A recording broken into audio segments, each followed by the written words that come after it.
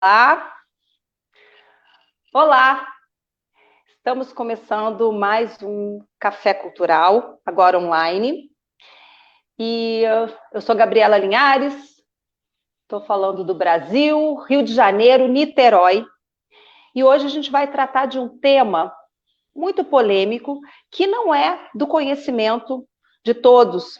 Para mim também, quando chegou esse tema, eu fiquei muito surpresa, impressionada.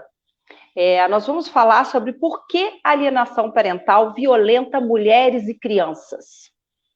Eu tenho aqui hoje a psicopedagoga Cibele de Lima Lemos e a Alessandra Andrade, que é especialista em direitos humanos. A gente vai conversar sobre esse tema, que é um tema que elas têm uma militância, uma luta muito grande, e de esclarecimento, de orientação e esclarecimento. É uma coisa que a gente precisa, nós mulheres principalmente, precisamos entender um pouco mais essa lei. Essa lei foi criada a partir de ideias de um norte-americano, de um psiquiatra norte-americano, Richard Gardner, que a proposta é que seria a síndrome de alienação parental.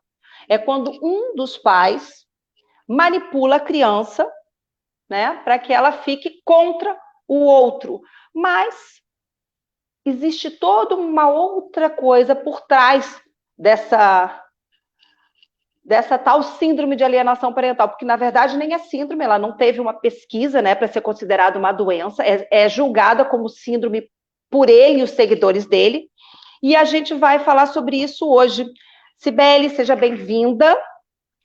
Eu fico muito feliz com vocês. A Alessandra está com problema na internet, a gente agora está fazendo tudo pela internet, às vezes acontece isso, então a gente vai começar falando sobre isso. Eu queria que você falasse por que a lei, do nosso título primeiro, por que a lei de alienação parental violenta mulheres e crianças? Tá bom, então. Uma boa tarde, né? Boa tarde, Gabriela. Boa Boa tarde a tarde. todos que estão conosco. Primeiro, quero me apresentar. Eu sou Cibele, moro em Porto Alegre. Faço parte de um coletivo chamado Coletivo de Proteção à Infância e à Voz Materna, que é um conjunto de mães, né, que se encontraram por acaso não, por viverem a mesma demanda, né? Nós nos encontramos em 2017 e resolvemos unir as forças, né, unir as dores e lutar por todo esse mal que a lei da alienação parental vem fazendo, né, por toda essa violência que ela vem perpetuando. Nós nos encontramos através da Comissão de Direitos Humanos da Assembleia Legislativa de Porto Alegre, porque os casos chegaram de todo o estado até a comissão, né? Eram pessoas que nunca se enxergaram, não tinham nenhum vínculo e relatavam os mesmos problemas, né? Então, a partir daí, nós nos encontramos, começamos a estudar e formamos, então, o coletivo, e nós estamos nessa militância já há 3 anos. Por que a gente fala que a lei de alienação parental, então, violenta mulheres e crianças? Porque ela tem sido usado para que a gente seja silenciada para denunciar as violências que a gente sofre, que os nossos filhos sofrem, porque nos processos, tudo que tu apresenta e tu não consegue provar imediatamente, digamos assim, é considerado falsa denúncia contra o genitor, principalmente na vara de família. Mas tem uns pontos que a gente queria conversar, Gabriela, e poder trazer que são muito importantes, que é como é que surgiu essa lei, né? Tu já trouxeste um pouco sobre o Richard Gardner, né? E a síndrome da alienação parental, que na verdade ela é uma falsa síndrome, porque ela não tem, essa teoria não tem nenhuma fundamentação científica, né? Então foi feito um PL em 2008 aqui no Brasil, através de um deputado federal, que foi, né, procurado por um grupo de pais da PASE, do SOS Papai e Mamãe, que tem então um grupo aqui de Porto Alegre, e então trouxe essa demanda, né, da necessidade de se criar uma lei que fosse punir as ações das mães, né, que impedem os pais de conviverem com os filhos, né, dessas mães que desqualificam os pais, né, nessas relações. Qual é a propósito, então, desse PL? Esse PL, ele foi, assim, uma tramitação relâmpago que passou, né, na Câmara de Deputados, porque ele entrou, foi apresentado em outubro de 2018, e ele foi aprovado em agosto de 2010, né? Ele passou, ele teve apenas uma audiência pública, né, onde o Conselho Federal de Psicologia disse que foi convidado aos 45 do segundo tempo, né? Os conselhos que trabalham, né, e que defendem os direitos das crianças, CONANDA, o próprio Conselho Federal de Psicologia, o Conselho Federal de Serviço Social, nenhum deles foi convidado a apreciar essa lei, a emitir algum parecer e se posicionar, né, favorável ou contra essa lei, né? E eu queria trazer, assim, para a gente poder pensar qual foi a base deste documento, né, que sustentou a criação e os artigos dessa lei, porque muitas pessoas desconhecem, né? Então, quando a gente passou também a conhecer o que significava ser acusada de alienação parental, a gente foi pesquisar, mas de onde saiu isso, o que é isso, né? Então, no próprio documento, né, que consta como a justificativa, ou eles escrevem a justificação para, então, se aprovar essa lei, ele foi baseado em documentos como um artigo, né, de uma Rosana Simão, né, de um livro que ela publicou, que se chamava Alienação Parental e a Tirania do Guardião. Então, a gente vê, pelos títulos, pelas colocações, sempre a mãe, né, sendo colocada com essas referências negativas, né? Sempre essa questão do gênero, né? Essa desqualificação do gênero e do papel da mãe. Sendo que a gente tem que pensar que a gente fala, a guarda sempre fica com a mãe, né, Gabriela? Mas assim, nós temos no Brasil 5 milhões de crianças que não têm nem o nome do pai na certidão de nascimento, né? Então, por que a guarda fica com a mãe? Bom, tem toda uma questão de vínculo, né?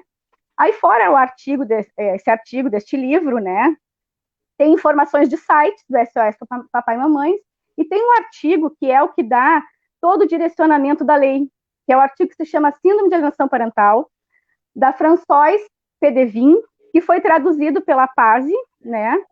E que, então, ali ele fala toda a estruturação, todo o programa, e todo o programa de sanções judiciais que essa lei, que essa síndrome precisa ter e que essa lei precisa ter. Então, se nós formos ler esse programa, ele traz o pai alienante e o pai alienado e a criança.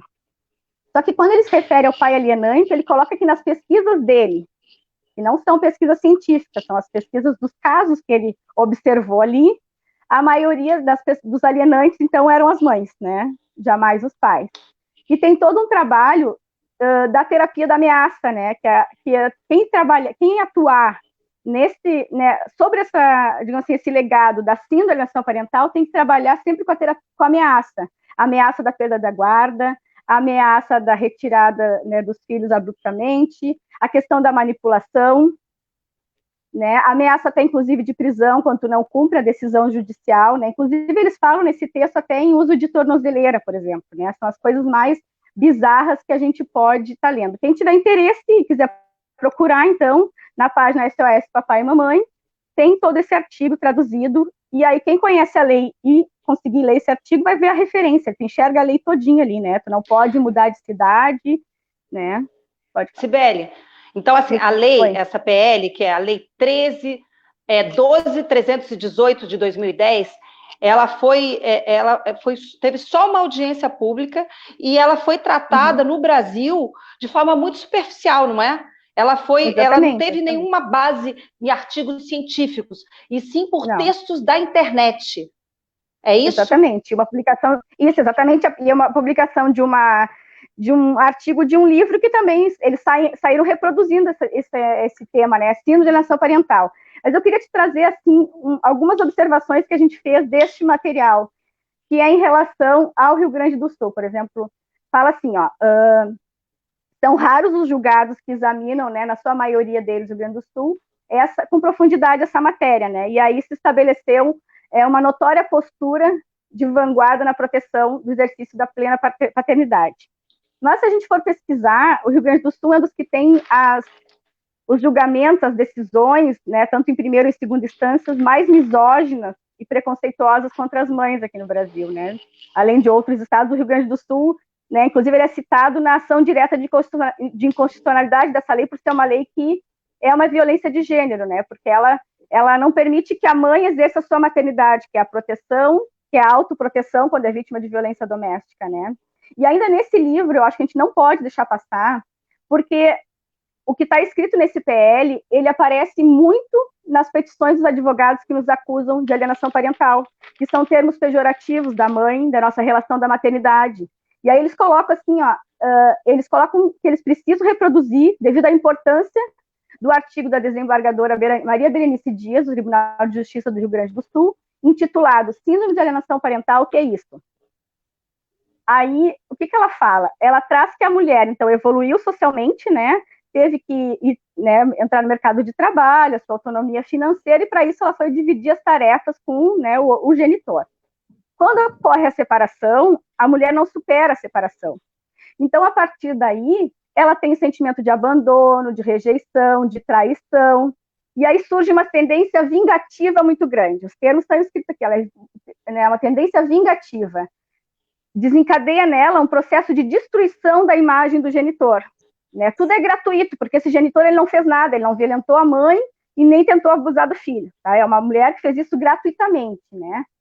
Todo esse comportamento é para ela se vingar desse abandono, né? Já que ela foi abandonada por esse genitor. Mas se nós formos ver os processos de dissolução de união estável, de separação ou de alimentos, quem buscou a separação foram as mulheres, né?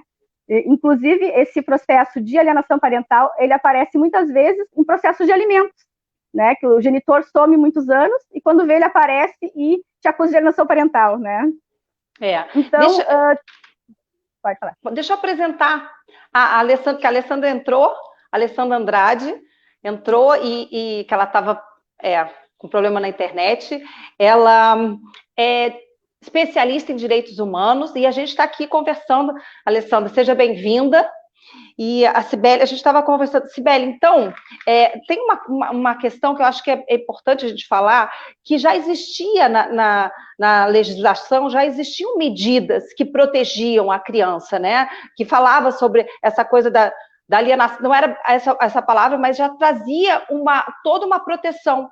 E depois dessa lei foi mudada, porque antes a nossa legislação visava a proteção da criança, o que era melhor para a criança. A partir do momento que essa lei surge e que para a maioria das pessoas, para o pessoal da área jurídica, foi um avanço, não é? Porque não se sabia sobre isso. Porque vem a lei e a gente só entende que um dos genitores pode manipular e fazer com que a criança se afaste do outro. E isso vai causar, claro, danos à criança, a toda a parte psicológica da criança, vai afetar todo o afetivo, né, dessa relação, o que é prejudicial, e todas nós sabemos que isso é muito prejudicial. Mas a partir do momento em que a lei entra no Brasil, né, a lei acontece, a lei de alienação parental, a criança sai do centro da ação, as crianças saem do centro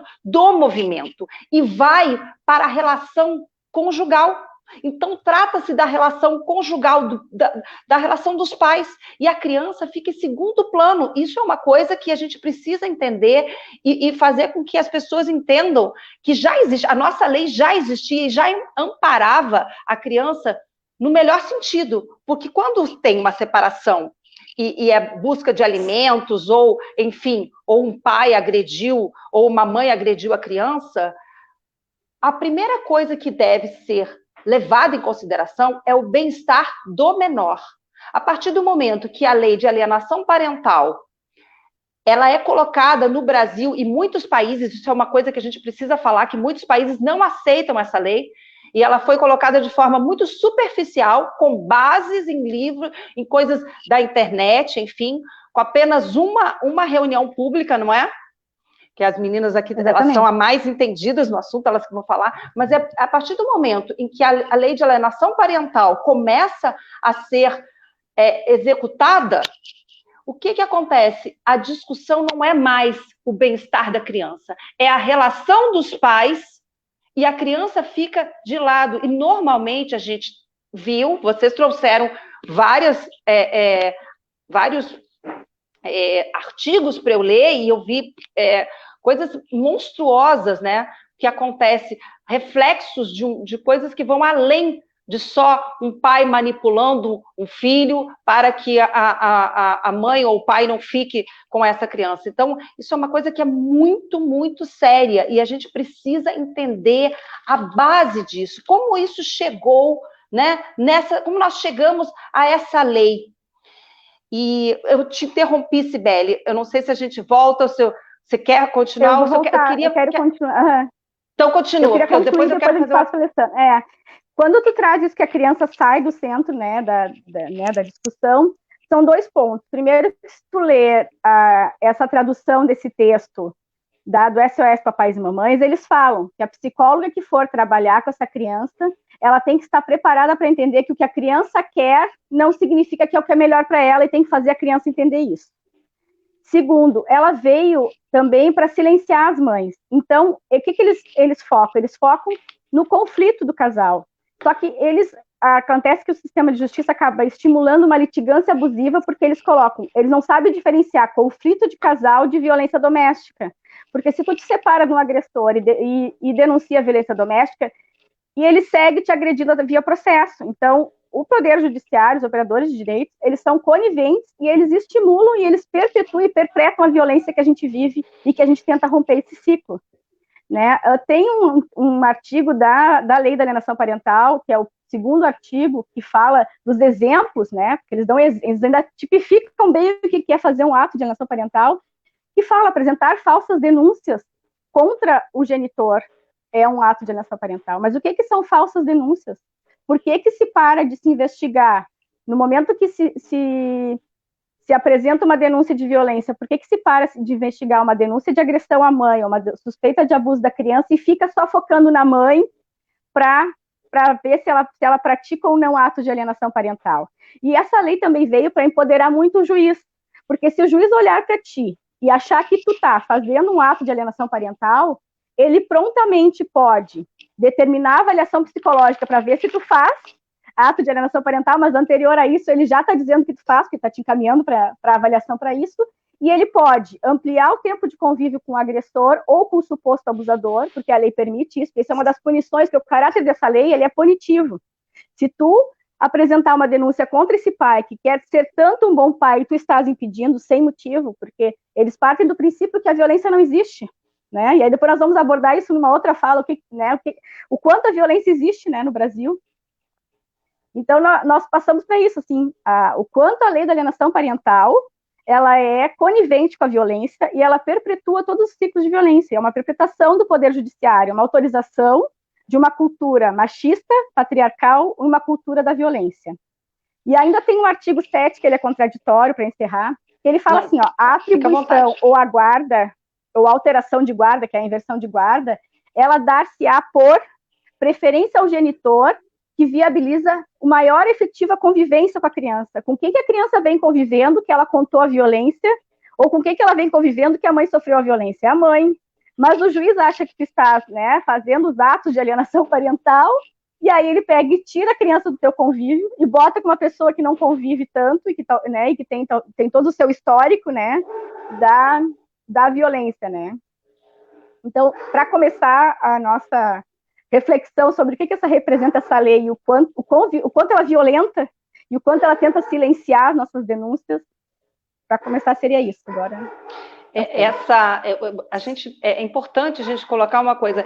Essa lei foi baseada nessas ideias do Gardner,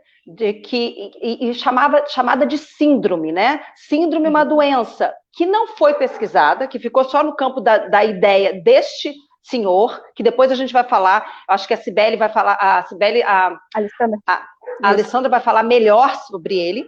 Então, assim, foi baseada nas ideias dele, e ela criou-se uma lei a partir disso.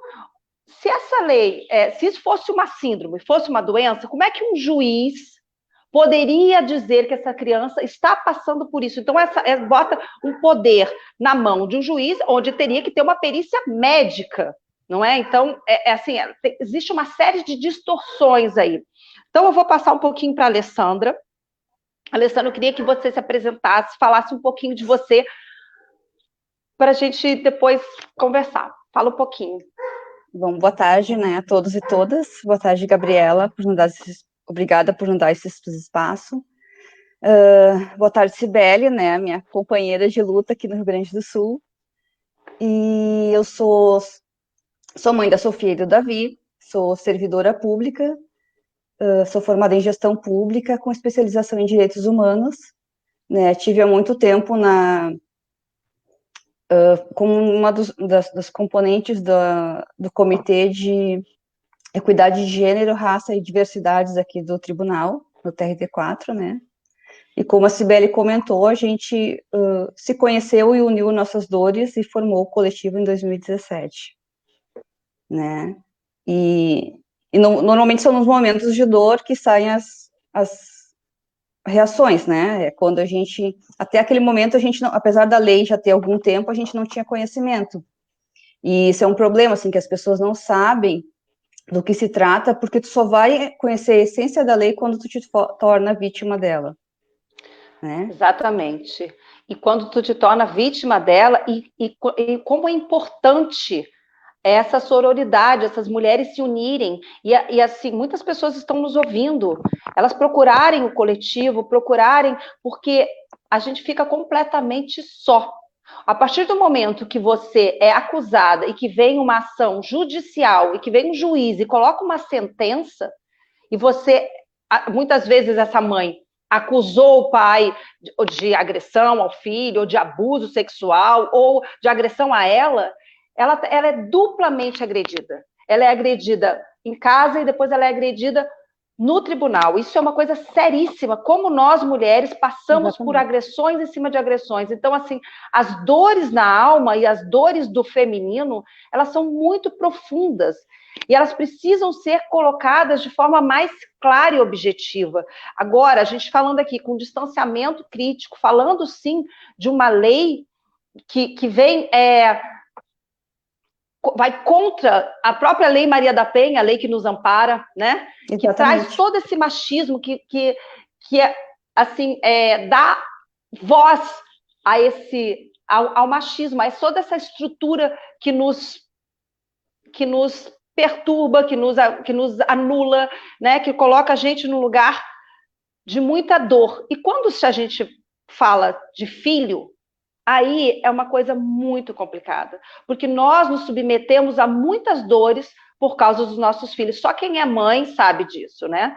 As coisas que a gente pode submeter para dar comida para o filho, coisas que a gente pode submeter, às vezes até a agressores. A gente teve uma live com a Bia Freseiro, que tratava exatamente disso. Como é que a mulher vai sair da relação se ela não tem o que dar de comer para o filho? Então, assim, é uma dor em cima de outra dor. Quando consegue sair dessa relação que já é difícil, vem o Poder Judiciário com essa lei que foi, vou sublinhar, né, que foi feita de forma muito superficial, com bases em artigos da internet, né, vem colocando a mulher ainda num lugar de muita, muita violência. Alessandra, vocês me trouxeram esse assunto que me bateu no coração, na alma, e eu tô junto com vocês nessa batalha. A gente vai atrás de pessoas, do poder público, poder jurídico, a gente vai falar sobre isso muitas vezes. Essa é a nossa primeira live e a gente vai falar, enfim, vamos pensar em campanhas. Alessandra, eu li trechos de um livro do Gardner que vocês me passaram, que é Verdadeiras e Falsas Acusações de Abuso Sexual Infantil. São trechos absurdos. Eu lia e relia. Será que eu tô lendo isso mesmo? Porque é tão absurdo. E eu fiquei pensando, meu Deus, eu perdi o sono aquele dia que nós tivemos a reunião. Como é que pode este livro ter influenciado na formação de uma lei? Como é que pode isso? Não é? Como foi tratado de forma superficial? Talvez, primeira coisa que se pensa é, um pai não pode manipular o filho contra o outro. Isso vai trazer, claro, todas nós concordamos com isso. Isso é correto. Isso é correto. Isso é correto. Mas o que está por trás disso... Já existe legislação disso... que prevê. Exatamente. O que está Nós por já trás disso temos Código Processual Civil. é cruel, é absurdo. Então, eu queria que você falasse, Alessandra, passe um pouco dessa teoria, né, da teoria de alienação parental, e, assim, muitas fontes nos chamam a atenção que não existe uma comprovação científica. Não existe. Então, como é que a gente vai, como é que se fala sobre isso? Eu queria que você, sabe, que você nos falasse sobre toda essa relação. Se tu perceber todos os artigos e estudos favoráveis à lei da alienação parental ou à síndrome da alienação parental, ela parte desse livro e dos estudos de Gardner. Eu achei bem importante que tu citou a lei da Maria da Penha, né? Porque isso, na verdade, é um movimento para engessar a reação das mulheres, né? Porque, historicamente, a gente teve muitas conquistas, né? Teve a lei do divórcio, teve a lei da separação, né? As mulheres tiveram direito a voto, tiveram mais autonomia. E aqui no Brasil a gente teve a Lei Maria da Penha. Uma das justificativas que se ouviu nessa única reunião, né, que teve para aprovação da lei, foi os próprios juízes se manifestando no sentido de que a lei da alienação parental era necessária porque precisava se fazer um manejo da Lei Maria da Penha. Porque as mulheres estavam se sentindo muito empoderadas, que por qualquer coisa elas usavam os filhos para manipular os processos judiciais, fazendo falsas denúncias de violência e de abuso sexual contra seus filhos, né? Eu acho lastimável que um juiz se manifeste nesse sentido, porque só quem é mulher sabe a dificuldade que é tu fazer um registro de violência. O que é entrar numa delegacia? O que é ser mãe de uma criança vítima de abuso sexual? Se for abuso sexual causado por um dos seus familiares, então ela é mais difícil ainda. Tu falaste das barreiras, né, das mulheres, da violência que é uma das violências que a gente sofre, porque é isso, tu sendo vítima de violência doméstica, sendo mãe de uma criança que passou por essa situação, o Estado te abandona, a família te abandona, ela a primeira coisa que fala é, deixa isso de lado, né? Não briga por causa disso. Só que a sociedade não entende que ser obrigada a conviver com quem causou a violência é a continuação da violência. É o Estado te violentando de novo, né? E a gente não tem como falar de lei da alienação parental sem realmente entrar na parte do Richard Gardner. Porque a gente precisa separar o Gardner em dois períodos. Na época em que ele falam muito que ele foi um psicólogo, psiquiatra renomado, e, na verdade, ele foi voluntário na Universidade de Colômbia, né? Ele até aquele momento, ele nunca tinha conseguido, num emprego formal, nunca conseguiu trabalhar em nenhum hospital, exatamente pelas teorias que ele defendia, por não ter nenhuma base científica. Ele atendia crianças num escritório particular, na casa dele, e através desses atendimentos, ele conseguiu coletar dados de características nas crianças que passavam por violências ou por abuso sexual. O que ele fez? Ele usou essas características para formar a síndrome da alienação parental, para dizer, porque assim, criar a doença síndrome da alienação parental, né, que ela era caracterizada, ela era diagnosticada através das características que eram visualizadas nas crianças. Por ele ter esse entendimento, ele foi procurado por uma pessoa que estava ingressando num processo de litígio que durava muitos anos, em que era um casal com tanto a mãe quanto as crianças eram vítimas de violência, né? Houve a separação, a mãe ficou com as crianças, e ele, sendo contratado como assistente técnico, ele emitiu um laudo de que a mãe cometia alienação parental, né? Que as crianças tinham indícios da síndrome, e a guarda foi revertida. Esse pai conseguiu ficar com a guarda das crianças. Depois de algum tempo, as crianças não aguentaram a violência, o filho mais velho acabou se suicidando. E esse caso veio à tona, e através desse caso que começou se estudar sobre a legitimidade dessa lei.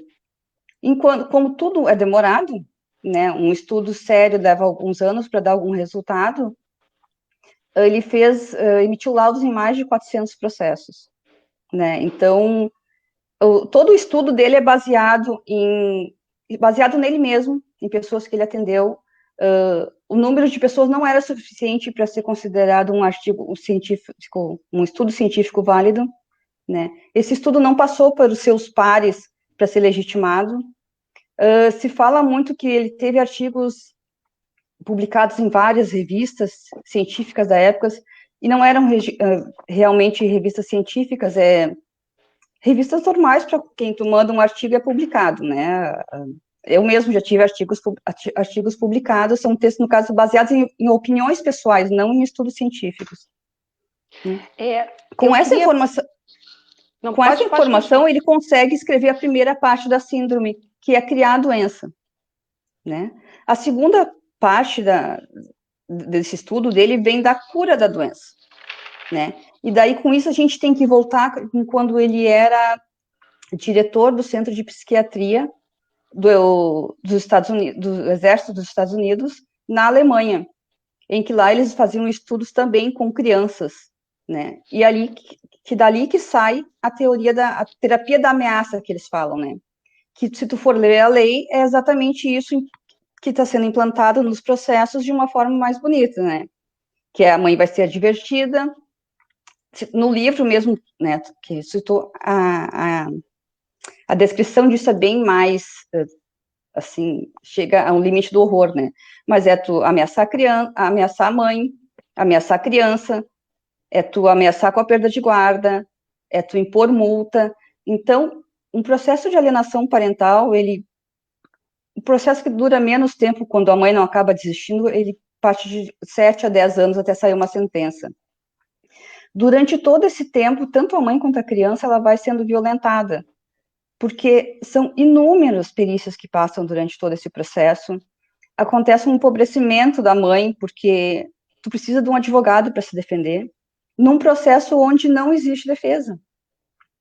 Onde tu apresentar provas daquele crime que tu está alegando é considerado um ato de alienação parental, né? Então, todo esse processo de tu passar pela violência, tu quer defender o teu filho, tu quer defender a si próprio, porque eu tenho o direito de, se eu fui agredida, não querer que o agressor chegue mais perto de mim. Eu tenho o direito de não ter um agressor dentro da minha casa. Só que, pela lei, se esse agressor é o pai do meu filho, ele tem o direito, né? Isso a gente entra também em toda a parte histórica, né, da construção ali da propriedade privada, da família, em que tanto a mulher quanto o filho são considerados propriedades do homem, né? E é por isso que eles têm tanto poder no judiciário, porque nós somos considerados, mesmo sendo ex-mulher, nós ainda somos propriedades de um homem, o filho é propriedade de um homem. Então, quando o juiz legitima esse direito do pai, ele está legitimando o direito à propriedade sobre o filho. O interesse da criança não é avaliado em nenhum momento, né? Alessandra, você tocou num ponto da alienação parental, que é um ponto que é um tabu social, que é a pedofilia, que é o abuso de crianças. Isso é uma coisa que a nossa sociedade não fala. Quando uma mãe denuncia, as pessoas não acreditam, porque até ela, para acreditar, ela custa, porque você acreditar que o seu filho foi abusado e a culpa que essa mãe, meu Deus, por que eu não vi? Como é que acontece? A gente tem um grupo, nós temos, eu sou atriz e trabalho com terapias espirituais, e a gente tem um grupo de pesquisa e um grupo de amparo que surgiu em 2015, que é Mulher em Flor. Mulher em Flor, ela dá um amparo para mulheres que tiveram crianças, filhos abusados. Então, eu acompanhei inúmeros casos. Quando a mulher, você falou, primeira coisa, essa doença, essa síndrome, ele criou a partir de estudos que ele teve de crianças que estavam sofrendo abusos sexuais, né? Você colocou isso.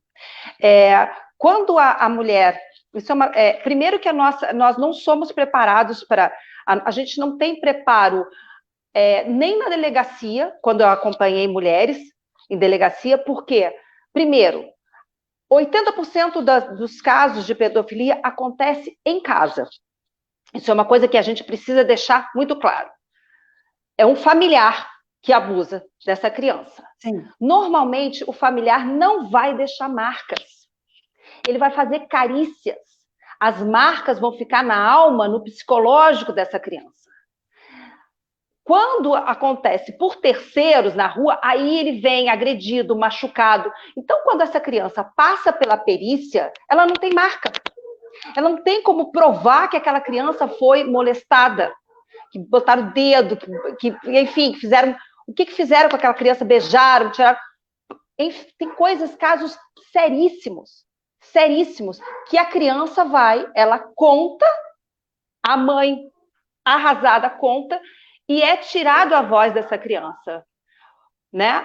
E essa lei vem amparando tudo isso. Então, assim, eu acompanhei um caso, assim, eu acompanho ainda um caso muito sério, e eu fui com a mãe, uma filha menor e uma maior. A maior estava com 18 anos, estava sendo abusada desde os 11. Ela saiu de casa com 16, foi morar com a avó. A menor, a mãe acompanhou todo o processo ali junto com a maior foi sozinha falar. A pessoa que estava, o perito que estava entrevistando a menina, perguntou se ela gostava. Se você foi abusada dos 11 aos 16, eu acredito que você gostava. Então, assim, essa menina ela já tinha passado por um abuso e estava passando por outro ali na delegacia. Eu acompanhei uma mãe com uma criancinha de 2 anos. Ela foi pela segunda vez denunciar esse pai. A criança estava com 4 anos. Esse processo não andou. O processo não andou porque ela entrou com um processo na delegacia e ela entrou com um processo... E aí, o que aconteceu? Arquivaram o processo criminal porque já estava correndo um processo na vara de família. Essa mulher foi obrigada a deixar a criança, o pai tinha direito de levar essa menininha de 15 dias. Quando a criança estava com 4 anos já, com depressão, com uma série de coisas, nós voltamos à delegacia. Esse processo então não tinha prova, só tinha prova do quê? De uma criança que não comia, de uma criança que não conseguia, não estava conseguindo acompanhar a escolinha, de uma criança deprimida. Então, assim, os processos são muito doloridos e a nossa estrutura social, política, não está preparada para isso. E quando a gente fala de pedofilia, é uma coisa que as pessoas não querem ver. E acontece. É um tabu que acontece. E aí você... Mas fulano não é possível. Fulano, um ótimo pai de família. O outro lá frequenta a igreja, é caridoso. Gente, acontece sim. Ninguém sai com uma placa escrita sou pedófilo. E a pedofilia acontece em casa. 80% dos casos acontece em casa. Fala, Cibele. Não, eu só ia te dizer que tu fala, né, a questão política, né? Não existe um interesse político. O nosso maior problema é que nós temos muitos cursos de formação na área de alienação parental, investimentos, inclusive o próprio Conselho Nacional de Justiça formou várias pessoas nessa área, e nós não temos investimento em perícias qualificadas para a escuta dessa criança, né? Esse é o grande problema, não há interesse em se investir, em qualificar a escuta dessa criança, a validar que ela seja testemunha daquilo que ela vive, de acordo com a sua faixa etária, né? Não há investimento em formação, nem para psicólogos, nem para promotores, nem para juízes, nem para assistentes sociais. Os próprios serviços especializados que a gente tem como centros de referência aqui, que a gente sabe das coisas que vem acontecendo, as pessoas que frequentam esses espaços também não estão qualificados. Eles não estudam, eles não se especializam, eles não usam os protocolos adequados, e os laudos, às vezes, dos próprios centros especializados que tem aqui em Porto Alegre como referência, saem como que a criança está sendo violentada psicologicamente pela mãe, e não que existe qualquer indício de abuso sexual, né? Então, não há o interesse, porque a gente sabe também que a pedofilia, ela é um mercado muito rentoso no mundo. Eu queria que você falasse sobre isso. Na verdade, é isso sim, que a gente sabe, né? A pedofilia, ela alimenta uma rede, que é a Deep Web, que a gente sabe, né? A gente sabe de muitas informações, mas tem coisas que a gente também não pode divulgar. Mas ela é uma prática milenar, né? Todo mundo pratica pedofilia, e agora a gente está dizendo que isso não pode, né? Que isso está errado e que isso causa danos irreversíveis. E que quem mais abusa sexualmente dos filhos são... Inclusive, nesses grupos da Deep Web, a gente teve acesso através de programas da Polícia Federal que fazem caças a esse grupo. Quando, acho que um ano e meio atrás, saiu uma reportagem no Fantástico que começou a colocar à tona esse problema da lei da alienação parental, e o comentário no dia na Deep Web, nesses grupos, era o quanto a lei da alienação parental favorecia os pedófilos, o quanto favorecia o tráfico internacional de criança. E inclusive, até aquele momento, eles já tinham encontrado 2 crianças em que tinha sido dada a guarda para o pai e que a mãe não tinha mais contato nenhum, porque daí ele se mudou de cidade, né? E a criança acabou sendo encontrada pelas imagens que estavam na Deep Web. E isso é a maior prova, assim, que a lei da alienação parental é uma lei de mordaça, é uma lei de violência de gênero, tanto contra a mulher quanto a criança. Porque tudo aquilo que o judiciário está acusando a mãe de fazer, a partir do momento que entra no processo, é o judiciário que faz. É ele que chega lá e retira a criança da mãe, é ele que impede essa criança de ter contato, né? Mesmo que essa síndrome existisse, mesmo que existisse alienação parental, que crime é esse que impossibilita a mãe de ter contato com o filho para o resto da vida? Né? Porque a partir daquele momento, daí não interessa que o pai não deixe que a mãe visite, que não deixe que falem por telefone, que ele vá para outro país e essa mãe nunca mais veja a criança. Daí para o judiciário, porque assim, essa é uma das maiores falhas, no meu ver. O judiciário, ele trata de uma negociação de poder, né? Os processos são arquivados quando são feitas denúncias, o despacho é sempre o mesmo, que existe um litígio na vara de família, que o assunto já está sendo discutido por lá, por uma vara que não tem especialidade para julgar crime, que não vai investigar esse crime, né, que não quer saber, porque a vara de família, ela trabalha com a família, ele quer que as relações, que os papéis familiares permaneçam, né, não quer que, então, a convivência, acima de qualquer coisa, ela é valorizada. Esse crime na vara de família não existe essa comunicação, mesmo que tu passa essa informação para o processo, ela é ignorada porque não compete à justiça de família, ao juizado de família julgar crime, então esse crime acaba, ou mesmo a suspeita, né, percebe assim que as mães estão sendo culpabilizadas por cumprir a lei, que está no ECA, que qualquer suspeita de violência, tu é obrigada a denunciar. Tu não pode ser conivente com isso. Tu não precisa ter prova de que aquilo é verdadeiro, né? Principalmente em caso de abuso, que é tão difícil. As mães vão lá, elas denunciam. A Cibele comentou desse centro de referência que nós temos aqui em Porto Alegre, que atende todo o Rio Grande do Sul, porque toda a ideia da lei surgiu daqui, né? Por isso que aqui os maiores problemas que nós temos em relação a isso, né? A mãe denuncia na delegacia, ela é encaminhada para esse centro de referência, e lá a primeira pessoa a ser ouvida é a mãe. A mãe vai contar toda a história da criança, o que a criança relatou. Só que a criança começa a ser ouvida não como vítima, mas como testemunha da mãe, como testemunha do crime, como testemunha da mentira da mãe. E eles passam por vários psicólogas, por assistente social, e nós temos, assim, casos em que o laudo deles diz exatamente o que a mãe relatou. Assim, eles identificaram os sinais na criança, né, de que a criança realmente estava num estado de estresse, que a criança estava sofrendo de depressão, que a criança estava com sintomas de uma criança que passa por uma situação de violência. A conclusão deles é que a criança está fantasiando sendo induzida pela mãe. Né?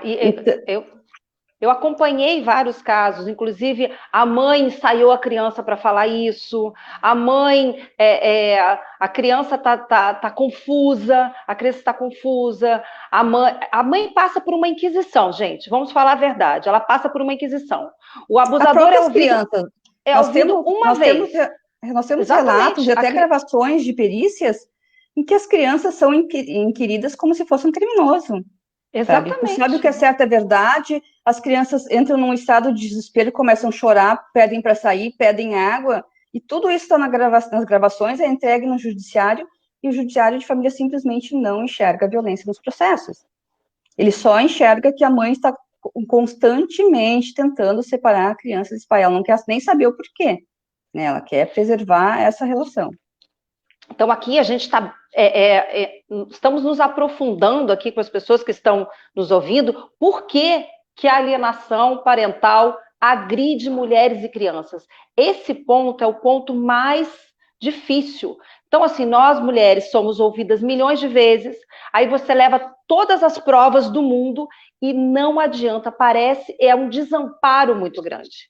E as mulheres ficam completamente desamparadas, por isso esses coletivos, a voz da mulher precisa ser ouvida, isso precisa ser modificado imediatamente, porque vocês nos passaram vários documentos, e em base também do que a gente já tinha estudado aqui, acompanhado no Mulher em Flor, muitas mulheres entram num estado de depressão profunda, passam a tomar uma série de remédios, aí ela é louca, ela é desequilibrada, ela frequenta o psiquiatra. Então, a mulher sim, ela vai sendo desestruturada. A culpa que essa mulher carrega, porque onde é que eu estava quando isso aconteceu? Como é que eu não vi antes? Como é que fizeram isso com meu filho? É uma relação muito forte, e isso destrói. E a criança que continua com essa relação, tendo contato ainda com o abusador, ela está sendo torturada, gente. É um sistema de tortura, porque ela é obrigada a continuar sendo torturada. E essa mãe precisa deixar que essa pessoa leve o seu filho. Então, vocês me contaram de casos de mães que se suicidaram, aquele caso que foi no Paraná, não é? Que a mãe, desesperada... Eu queria que vocês falassem daquele caso, que é muito pesado, mas eu acho que ele deve ser falado. Ele pode ser falado, pode menina? Relatar. Sim, é o caso de uma das mães que até procurou o coletivo, a gente acompanhava ela, né, e era caso de abuso sexual do filho, né, ela era uma policial, o pai da criança, o genitor, era alguém muito importante na cidade, né, e ela tinha todas as provas, tinha provas dos lados, tinha provas de médicos, daí tudo isso foi desqualificada, ela foi determinado que ela estava cometendo alienação parental, e ela teria que entregar a criança, eu acho que em 24 horas, né, levar no fórum e entregar a criança para outra parte. E a gente sabe disso porque ela conversava quase diariamente com a gente, e disse que o filho estava desesperado, que ela não sabia o que fazer, não tinha o apoio da família, e eu disse que o filho pedia para ela que fizesse qualquer coisa, que ela não precisasse voltar, né? E ela procurou todos os caminhos, né? Ela procurou a justiça, ela procurou o amparo do Ministério Público, que nesses processos está ali para defender a criança, mas tem sido extremamente omisso, né? Eles escolhem um lado e que não é o lado da criança, né? E agride a criança e agride a gente da mesma forma. E num ato de desespero, essa mãe acabou matando o filho e se suicidando, né? E assim, esse não é o primeiro caso.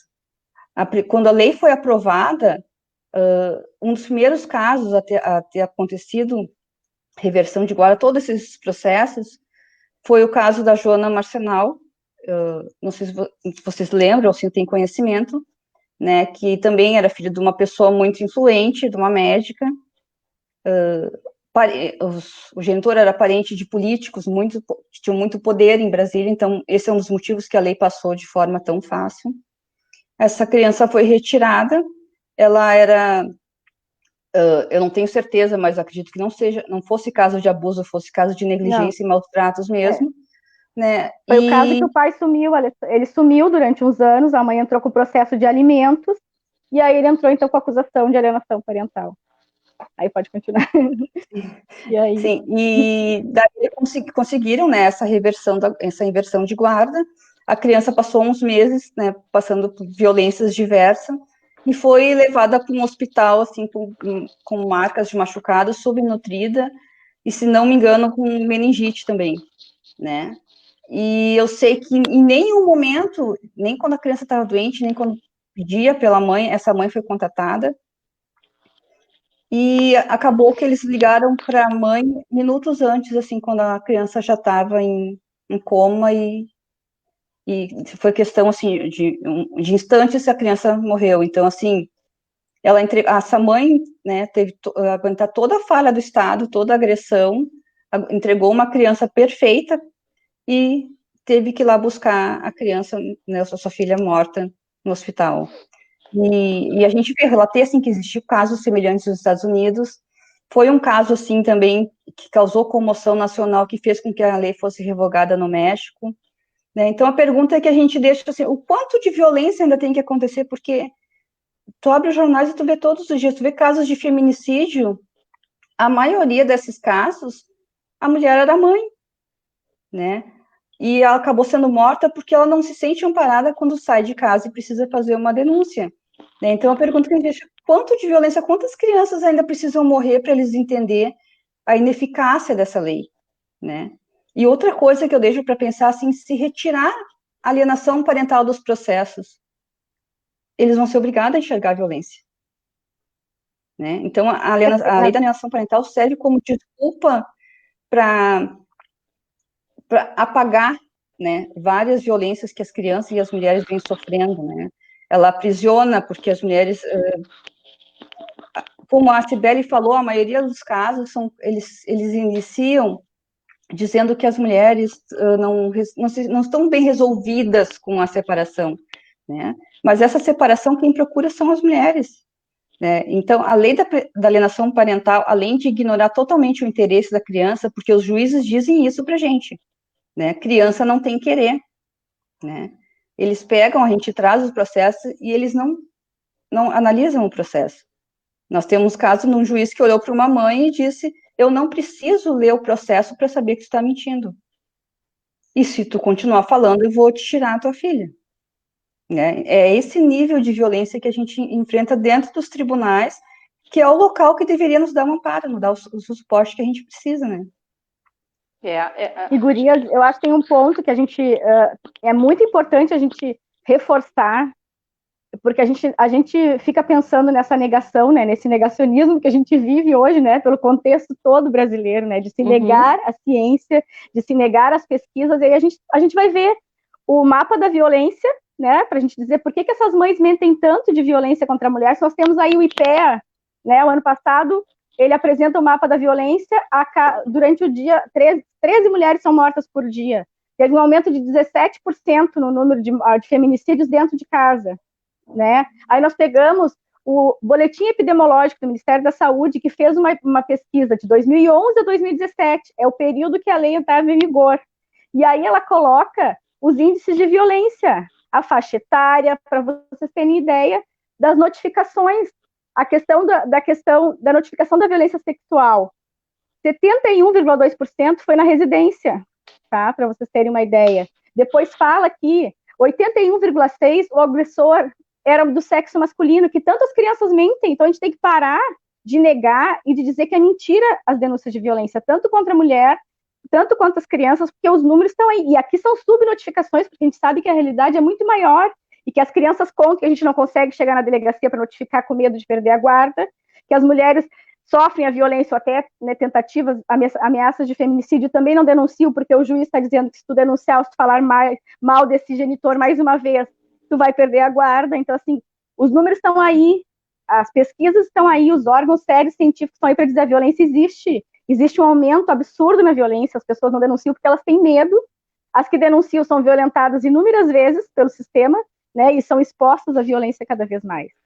Então, a gente precisa saber o que essa lei diz, da onde ela veio.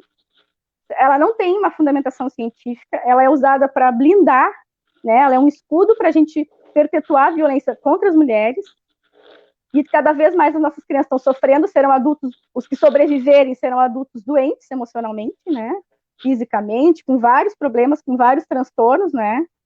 Então é muito sério isso, a gente seguir repetindo uma mentira e negando a verdade, né, os fatos, as pesquisas, os números, né. E a seriedade, não acreditar na criança é uma coisa muito séria. A gente teve um caso de uma menina que foi abusada pelo avô. E ela foi abusada pelo avô, ficou desesperada, aí contou depois de alguns dias, esse avô, ele disse que era um amor. Ela foi se dar conta, ela devia ter uns 8 aninhos. Ela contou para a irmãzinha mais velha, que tinha uns 12, que o vô tinha colocado a mão dentro da calcinha dela. A mais velha contou para a mãe. A mãe ficou desesperada, foi falar para a avó.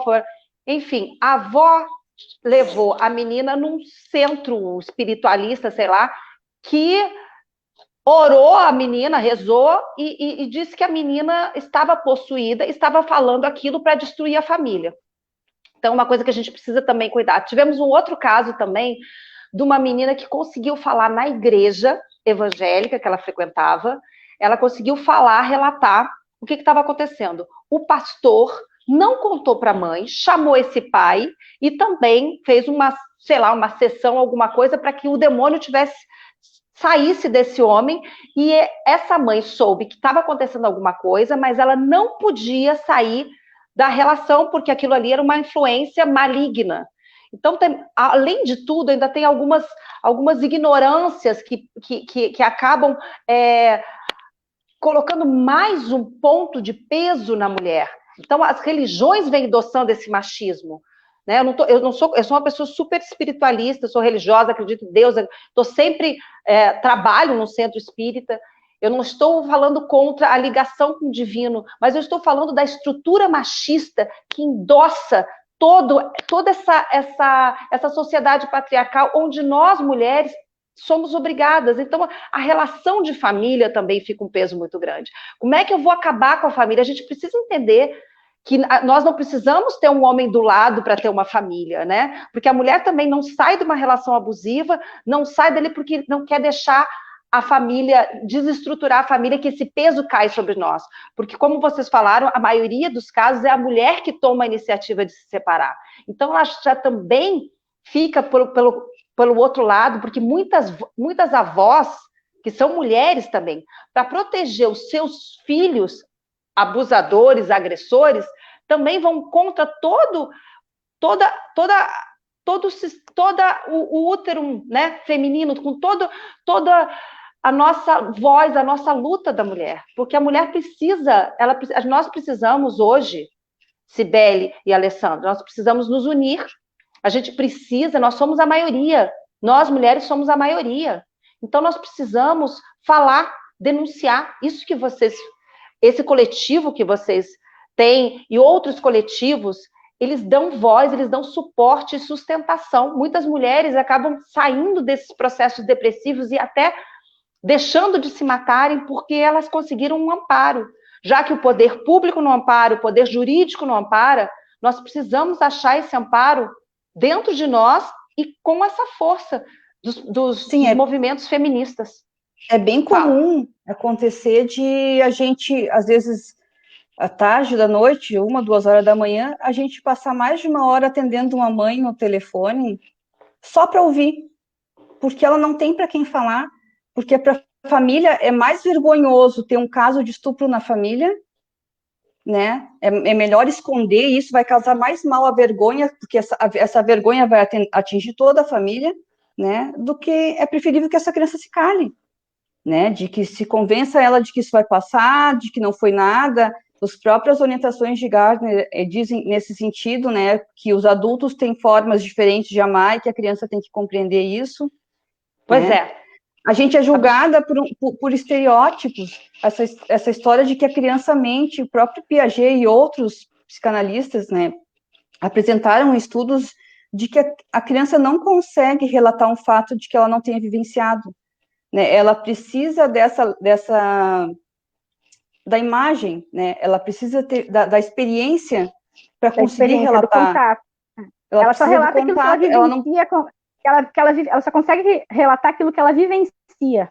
Ela não consegue relatar, reproduzir ou contar várias vezes coisas que ela não vivenciou. E esse processo dura até os 11 anos, porque o cérebro não foi desenvolvido essa parte ainda, né? A criança até tem as suas histórias, mas ela conta baseado naquilo que ela vê. Uma criança não vai poder nem dizer o que é uma árvore se ela nunca viu uma árvore. Né? Então, ela não vai poder descrever. Eles podem até falar sobre fatos, só que existem sensações que a criança descreve que ela só vai poder falar sobre isso se ela passou, né? E tudo isso é desconsiderado. Então, existe toda uma ciência séria, vários autores conhecidos, né? Vários psicanalistas, psiquiatras, médicos, que apresentam inúmeros estudos que contradizem a teoria da alienação parental, né? E mesmo assim, eles continuam acreditando num estudo único, num estudo não legitimado, né? Por quê? Porque isso beneficia todo esse controle que eles querem ter e manter até hoje sobre as mulheres e sobre as crianças. As crianças relatam também desenhos, em atitudes, tem vários estudos que mostram a criança que foi abusada e que está passando por agressões. Sim. Meninas, teve algum país que essa lei foi implantada e que depois conseguiram voltar atrás? A gente tem o México, né, que fazem 2 anos que foi revogado por causa desse caso de suicídio, né, que causou comoção pública, e também, para revogar, foi feito vários estudos para comprovar a ineficácia da lei, né. Ela é parcialmente usada no Chile, né, se eu não me engano, ela se chama Lei Amor de Papá, que vai no mesmo sentido, dando todos os direitos para o pai, e tem uma tentativa muito forte de aprovar na Espanha, em Portugal e na Argentina, né? E exatamente esses estudos, esses movimentos de coletivos, de juristas, né, que têm conseguido barrar na Argentina. Então, não só não foi aprovada, como saiu a semana passada um parecer do Conselho de Psicologia deles, rechaçando a síndrome, rechaçando o termo, e que não possa ser usado em nenhum processo ou estudo em caso médico ou qualquer processo, como prova em qualquer processo, né? E eles pedem também que qualquer construção que venha a ser feita no mesmo sentido, usando as mesmas bases científicas, já seja de pronto rechaçada, né? Para evitar toda a violência que é causada com o uso dessas teorias em processos de família, né? E que nem tem base científica, né, meninas? Não. Que são ideias, e eu acho que é importante também falar que o Gardner se suicidou, não é? E que era um pedófilo. Sim, ele se suicidou quando começaram a funilar e ligar eles a vários casos de pedofilia, né, em que ele mesmo estimulava, né, e ensinava em alguns casos como os agressores proceder com as crianças, né, para que esses casos ficassem encobertos, digamos assim. Nesse livro, Verdadeiras e Falsas Acusações do Abuso Sexual Infantil, que eu li alguns trechos, nesses trechos mesmo, ele coloca coisas que, assim, a criança é que procura, deve ser falado para a criança que é normal um adulto ter relação com ela, tem coisas que são, que você está lendo, eu fiquei, não é possível que eu estou lendo isso, não é possível que uma lei, né, tem uma frase para proteger os nossos filhos. Inclusive fala que um dos motivos que o pai abusa os filhos é porque a mãe não cumpriu corretamente com seus deveres matrimoniais. Que a mulher deve colocar a mão na consciência e observar o papel dela nessa relação. E que muitas vezes a mulher deixa de cumprir o seu papel. Essa amorosidade que tem entre homem e mulher acaba passando para pai e filho. E toda essa manifestação da mãe contra esse relacionamento não passa de ciúmes, porque ela não cumpriu o papel marital dela, e agora ela vem interferir numa relação que foi passada, num afeto que foi passado para o filho. E aí tem uma outra frase que ele diz que não tem nenhum problema a criança iniciar sua vida sexual com o pai, né? O problema é a histeria da mãe que atrapalha. Então tem frases assim, a gente fez um evento em 2018, na frente do TJ, no 12S, que é um evento que vários países fazem, dia 12 de setembro, às 12 horas, para denunciar, né? Então, a violência contra as crianças, e a gente utilizou várias frases desse livro, né? Frases desse nível, assim. Você tem mais umas aí para mim? Aqui você tem mais uma, Sibeli? Eu lembro dessa da naturalização só. Eu lembro também que a criança é que procura, que normalmente a criança é que procura. Como é que uma criancinha vai procurar? Que a culpa é sempre da mãe. Isso que a Alessandra falou, a mulher não está cumprindo. Eu vou ler para ti, ó. A grande maioria, provavelmente quase 95% de todas as acusações de... Ah, tá, isso aqui de abuso sexual diz que é válido. Há um pouco de pedofilia em cada um de nós. A pedofilia tem sido considerada a norma pela grande maioria das pessoas na história do mundo, ele diz isso. Peraí que tem mais. A pedofilia intrafamiliar, isto é, o incesto, é generalizada e é provavelmente uma antiga tradição, né? A pedofilia pode aumentar a sobrevivência da espécie humana, servindo aos propósitos da procriação. As crianças, aí que vocês falaram, são naturalmente sexuais e podem iniciar os encontros sexuais seduzindo o adulto. Então, as frases deste nível. Vamos ver se tem mais alguma aqui. Eu teria essas aqui. São aqui.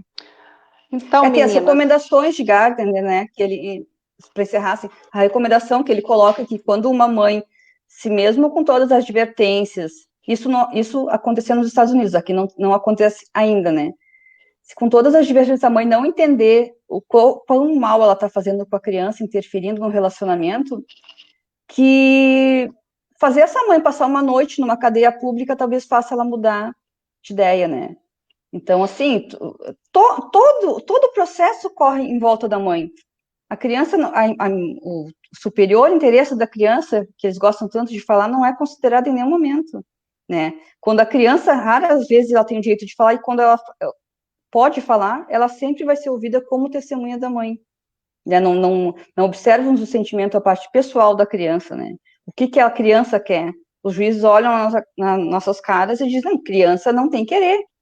Quem decide o que vai ser feito é os adultos, né? Então, essa lei, ela, na verdade, ela realmente é uma lei que mata um lado da mulher e da criança, né? Porque é muito sério, é muito porque sério. essas crianças, depois de um tempo, elas começam a recusar a presença da mãe, porque elas se veem envolvidas em tanta violência e elas só querem que aquilo acabe. E elas sabem que a partir do momento em que elas estão sob a guarda do pai, né, se elas demonstram, a gente vê casos assim que ainda é possibilitada a visita, em que a criança só abraça a mãe ou faz algum carinho depois que entra para a sala com a assistente psicossocial, porque ela não pode sequer demonstrar carinho na frente desse pai. Muito sério, né, meninas? Muito sério. Assim, a gente fica perplexo. Enfim, nem sei. Vocês têm mais alguma coisa para a gente colocar aqui, para informar? Porque essa luta é uma luta... A gente teria muita... Fala. A gente teria muitas coisas, né? Mas eu acho que o que a gente colocou, acho que o que a gente colocou já é o suficiente, pelo menos, para despertar a curiosidade das pessoas para pesquisar sobre esse assunto, né? Todo o estudo sobre isso, a gente precisaria ser muito mais aprofundado, mas eu acho que a gente conseguiu trazer as questões principais, né? E o objetivo central dessa lei, que é a que a gente chama de lei da mordaça, né? Lei da mordaça, ótimo. Que é bloquear, que é deslegitimar as denúncias de violência contra mulheres e crianças. E acho que é importante a gente reforçar e informar também que existem alguns movimentos para a gente barrar com essa lei, né? Nós temos um PL, isso que eu ia revogação, isso, e nós temos uma ação direta de inconstitucionalidade apresentada em dezembro de 2019 por uma associação de advogadas pela igualdade de gênero, né, que se sustenta a defesa da inconstitucionalidade na violência de gênero, né? Assim como a do México foi revogada por recomendação da Comissão Interamericana de Direitos Humanos, também por ser uma violência de gênero, né, e por tudo que vem acontecendo, todas as práticas judiciais que estão demonstrando essa violência aqui no Brasil, foi feita essa proposta, então, de ação direta de inconstitucionalidade, né, que está tramitando, então, no Supremo, e o projeto de revogação da deputada Iracema, né? Sim. Esse projeto de revogação está desde quando? Na verdade, assim, a revogação, a ação direta de inconstitucionalidade entrou em dezembro de 2019 e o projeto da deputada em janeiro de 2020. Mas tem um ponto que eu acho que a gente tem que, a Alessandra fala, né, se a gente barrar a lei, vão ter que olhar para a violência. Eu tenho dúvidas, porque a gente parte de uma questão cultural, né, do quanto se enxerga, como traz, né, a questão da propriedade. E nós somos criadas, né, pela questão da cultura da Sagrada Família, né? Então nós temos que trabalhar além da revogação, trabalhar com a cultura jurídica numa perspectiva de romper com esse machismo, com esse ódio às mulheres, né, com esse controle sobre tudo que a gente né, se posiciona, né, e legitimar nossas falas, porque se as falas dos homens têm legitimidade, por que das mulheres e das crianças não tem? Nós somos todos sujeitos de direitos, né? Então a gente também, um dos processos também das propostas coletivas é que a gente possa também trabalhar para romper essa cultura, né? Porque essa cultura ela não afeta só aqui com a lei da alienação parental, né? É uma cultura, a cultura do machismo, a cultura da violência, a cultura do estupro, ela é a pandemia do planeta também, né? Nós temos duas pandemias, né? A da violência, né? E agora a que nós estamos passando aqui. O machismo é um preconceito. Assim, o preconceito contra as mulheres é um preconceito histórico e talvez o mais profundo da nossa sociedade, que ele precisa ser visto e ele não afeta só nós mulheres, afeta os homens, sim. Os homens são extremamente afetados com esse machismo, porque a gente vive num processo. Quando a gente vê uma coisa dessas, a gente vê uma coisa muito primitiva, animalesca. E que não é possível que isso exista, não é possível, parece não tem nem explicação, a gente fica sem fala. Eu acho que, assim, a revogação dessa lei talvez volte o que já acontecia na nossa legislação, a criança virar o centro dessa ação. O poder público, o jurídico, ver o que é melhor para a criança, tirar essa relação de pai e mãe, porque aí se transforma em outra coisa, e botar a criança, assim, como o que é melhor para essa criança? O que essa criança está falando? Né? Botar essa criança, assim, para ser ouvida, mas ser ouvida não para ser torturada e tirar a voz dela, mas sim o que é o melhor para que essa criança, para que esse ser viva, cresça de forma mais sadia.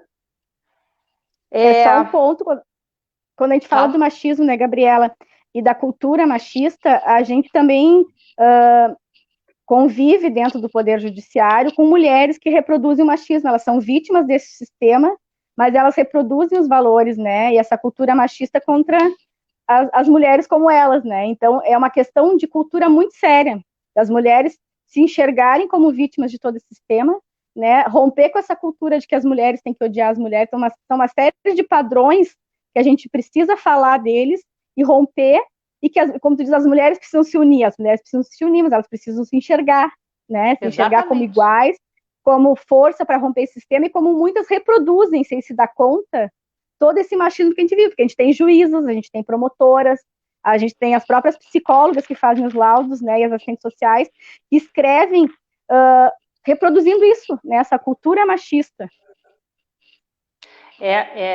Essa estrutura machista está dentro de nós, né? O autoconhecimento é necessário que se faça, porque se a gente consegue romper dentro da gente, a gente começa a refletir. A gente está num momento de pandemia, né, gente, que a gente está nesse isolamento social pelo outro, por nós, e talvez seja um momento muito propício para esse autoconhecimento. Então, nós, mulheres, poderíamos pensar sobre isso, pensar nessa estrutura machista e opressora, nesse macho opressor que mora dentro da gente, né? Essa energia masculina que oprime o nosso feminino, que não encoraja, que deixa a gente completamente de lado, né? Então, o feminino é onde está a criação, onde está a criatividade, onde está o cuidado.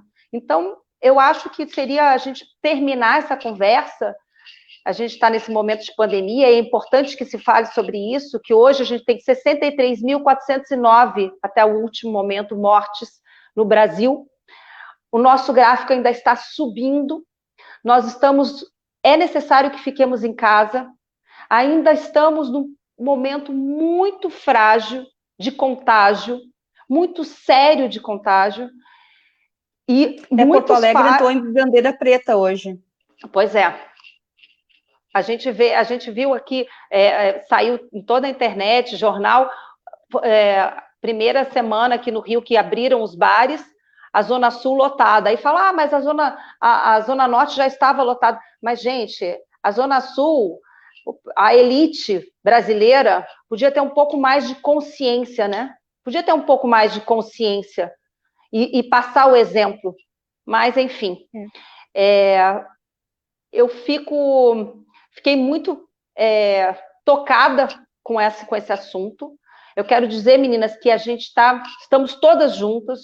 Quando a gente fala desse machismo que precisa ser rompido, tem que ser dentro de nós. Nós precisamos nos ver como mulheres que precisamos uma das outras, porque se a gente olhar o social, a política não nos ampara, e é nesses momentos que a gente vê. Nesses momentos, essa luta começa lá, a gente começa a falar sobre isso de forma mais consistente. Eu tenho falado sobre isso lá na Revolução Francesa, e a gente até hoje fala das mesmas buscas, dos mesmos, né, sobre o nosso corpo, sobre a nossa identidade, sobre a relação com o nosso trabalho, sobre a nossa voz, sobre o nosso lugar de fala. Então, o que acontece que a gente está lutando tanto tempo e que a gente não consegue? Então, essa luta, com certeza, ela está dentro de nós, na nossa estrutura. Né? Esse machismo precisa ser rompido dentro da gente e a gente começar a olhar a mulher, como a Cibele falou, com mais amorosidade nos olharmos. Sair desse lugar de competição. E se esses homens são machistas, eles foram paridos por mulheres, não é, gente? Eles foram criados por mulheres. Como que nós estamos criando os nossos homens? Eu acho que fica essa reflexão e vamos pensar em movimentos que a gente possa fazer juntas. Estamos aqui, gente, todo mundo pode entrar em contato comigo, entrar em contato com a Cibele, entrar em contato com a Alessandra. Vozes Materna ou Voz Materna? Como é que é o nome do coletivo? Coletivo de Proteção à Infância Voz Materna. Coletivo de Proteção à Infância Voz Materna. Aqui vocês podem falar comigo, entrar em contato pelo Facebook, pelo Instagram, para a gente conversar a respeito disso. Vamos pensar em campanhas e estamos todas juntas. Que o universo possa nos amparar, não é? Nesse momento de luta. A gente agradece o apoio, porque mesmo os nossos direitos conquistados, nós temos que lutar todos os dias para mantê-los, né? Exatamente. Então, eu agradeço a presença de todos. Quero dizer que terça-feira nós temos uma live com a doutora Natália. A doutora Natália é a fada do emagrecimento. Ela vai falar sobre todos os processos de alimentação nesse momento de pandemia e de uma alimentação saudável, né? Vamos falar de saúde. E o próximo jardim não, porque antes era jardim cultural. No próximo Café Cultural, que acontece online, todo sábado, 17 horas, a gente vai falar sobre os rumos da educação. Como é que vai ser a educação a partir desse momento que a gente está vendo vocês? A Cibele é professora, né, Cibele? Como é que a gente vai... a educação teve que se reinventar rapidamente, né? Esses processos online, a gente está vendo isso. E como é que vai ser isso a partir de agora? Eu quero agradecer mais uma vez. Vocês querem falar mais alguma coisa, meninas? Eu queria agradecer a oportunidade da gente poder estar aqui, poder estar falando dessa luta, né, estar ampliando essa fala, né, fazendo ecos nela, né, que é importante, porque muitas de nós vivemos as mesmas histórias, né, só muda o endereço. Então é importante a gente poder ecoar. Muito obrigada, Gabriela, pela oportunidade. Obrigada, querida. Eu também queria agradecer o espaço e queria dizer que a gente está conversando aqui e vai entrando os comentários, né, e eu fiquei até emocionada com alguns, assim, que exatamente isso, assim, que as pessoas precisam saber do que está acontecendo. É importante a gente ter espaços para trazer a informação correta do que está acontecendo, né? E você quer a gente falar agradece... algum comentário? Quer falar algum comentário? Alguém botou alguma pergunta? Acho que pode ser. Não, pergunta não, realmente era isso. As pessoas dizendo, eu não sabia que era assim, eu conhecia só o outro lado, né? Não fazia ideia de quanto isso agredia as mulheres e as crianças. E é isso o nosso trabalho no coletivo, sabe? Trabalhar bastante, pesquisar muito, a gente só estuda sobre isso nesses 3 anos, desde que o coletivo foi criado, e fazer com que essa informação que a gente adquire seja compartilhada, né? Porque é importante para a gente poder ter as pessoas do nosso lado, para ter as pessoas do lado da proteção da criança, da infância. E era isso. Eu agradeço a todos, o pessoal que assistiu. Então, muita luz para todas as mulheres, para o universo feminino, para todas as crianças, para todos os homens, e que que todos nós possamos evoluir, porque é para isso que a gente precisa evoluir, evoluir espiritualmente, moralmente, olharmos com mais amor uns para os outros. Isso mesmo. Muito obrigada. Tchau, gente. Tchau. Obrigada. Tchau. Tchau. Tchau.